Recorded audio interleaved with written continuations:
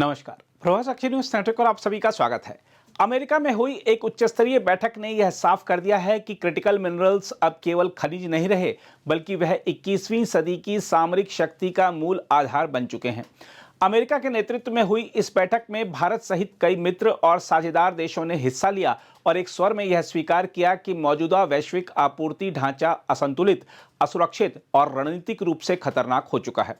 बैठक का केंद्रीय मुद्दा था क्रिटिकल मिनरल सप्लाई चेन की मजबूती, विविधीकरण और दीर्घकालिक सुरक्षा। देखा जाए तो लिथियम, कोबाल्ट, ग्रेफाइट, दुर्लभ पृथ्वी तत्व और तांबा जैसे मिनरल्स आज ऊर्जा संक्रमण, इलेक्ट्रिक वाहन, सेमीकंडक्टर, रक्षा उपकरण और उन्नत इलेक्ट्रॉनिक्स की रीढ़ बन चुके हैं।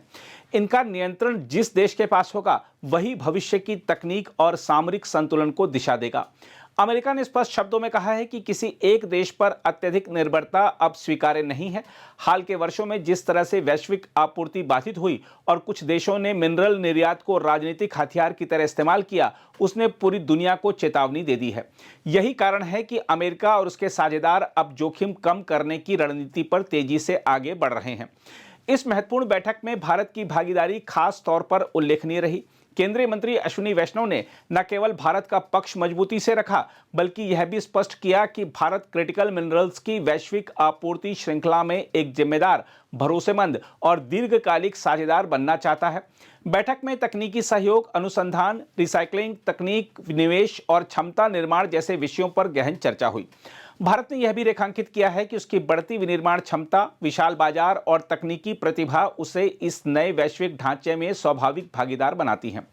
इलेक्ट्रॉनिक्स, सेमीकंडक्टर और स्वच्छ ऊर्जा के क्षेत्र में भारत जिस गति से आगे बढ़ रहा है, उसके लिए क्रिटिकल मिनरल्स की सुरक्षित और स्थिर आपूर्ति अनिवार्य है।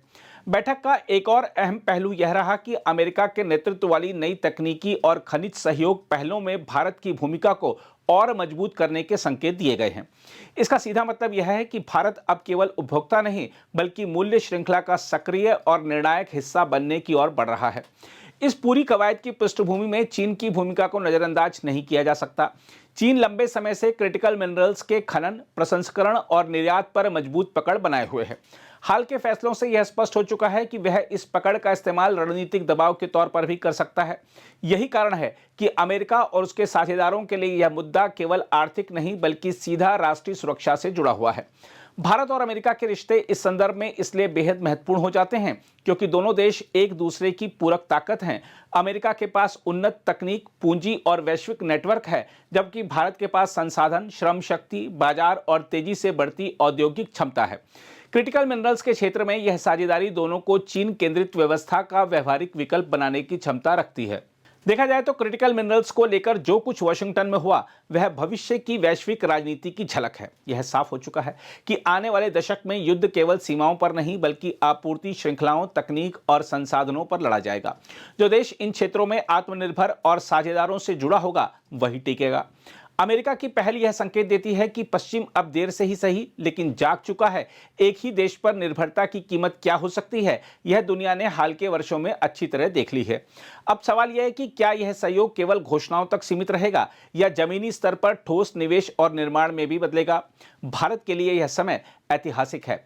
यदि भारत सही नीतिगत फैसले लेता है, खनन सुधारों को गति देता है, पर्यावरण और स्थानीय हितों के संतुलन के साथ परियोजनाओं को आगे बढ़ाता है और वैश्विक साझेदारों के साथ तकनीकी तालमेल मजबूत करता है, तो वह क्रिटिकल मिनरल्स के खेल में निर्णायक भूमिका निभा सकता है।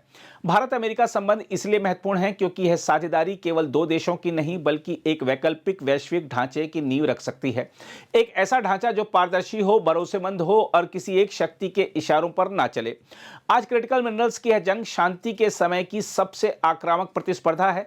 इसमें जीत उसी की होगी जो दूरदर्शी है, साहसी है और सहयोग को कमजोरी नहीं, बल्कि ताकत मानता है। हम आपको यह बता दें कि केंद्रीय मंत्री अश्विनी वैष्णव ने अमेरिकी वित्त मंत्री स्कॉट बेसेंट द्वारा आयोजित महत्वपूर्ण बैठक के बाद मीडिया से कहा कि भारत की विनिर्माण क्षमताओं और तेजी से बढ़ते इलेक्ट्रॉनिक क्षेत्र की मजबूती बढ़ाने के लिए महत्वपूर्ण खनिज आपूर्ति श्रृंखलाओं को सुदृढ़ करना अत्यंत आवश्यक है। यूएस ट्रेजरी सेक्रेटरी बेसेंट ने कुछ देशों के मंत्रियों को क्रिटिकल मिनरल सप्लाई चेन को कैसे रेजिलिएंट बनाए, कैसे प्रॉपर हाई क्वालिटी का मिनरल सबको मिलता रहे, उस पर एक मीटिंग बुलाई थी जिसमें कई देशों ने अपने अपने एक्सपीरियंस को शेयर किया क्या स्टेप्स वो लोग ले रहे हैं रेजिलियंस के लिए, सप्लाई चेन को स्टेबल बनाने के लिए, और विशेषकर एनवायरनमेंट के पॉइंट ऑफ व्यू से क्रिटिकल मिनरल्स को कैसे रिसाइकल करके ज़्यादा से ज़्यादा यूज़ में लिया जा सके, क्वालिटी पे कैसे फोकस हो।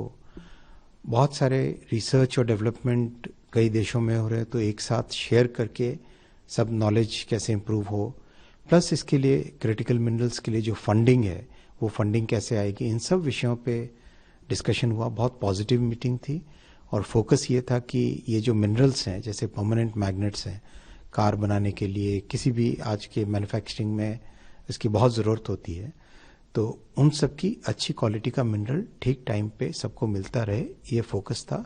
और विशेषकर भारत में जहाँ इलेक्ट्रॉनिक्स मैन्युफैक्चरिंग एक बहुत तेज़ी से रैपिडली ग्रोइंग सेक्टर है, ऐसे में भारत की क्रिटिकल मिनरल्स की सप्लाई चेन कैसे स्टेबल हो पाए, ये सारे डिस्कशंस आज हुए।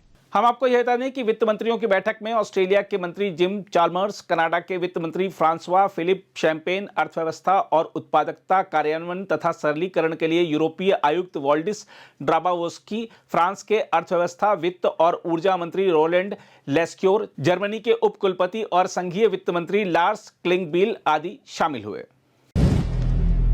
अगर आप भी लेना चाहते हैं देश दुनिया की तमाम जानकारी तो आज ही सब्सक्राइब करें हमारे चैनल को। साथ ही नीचे दिए बेल आइकन को जरूर दबाएं ताकि हर अपडेट आप तक पहुंच सके।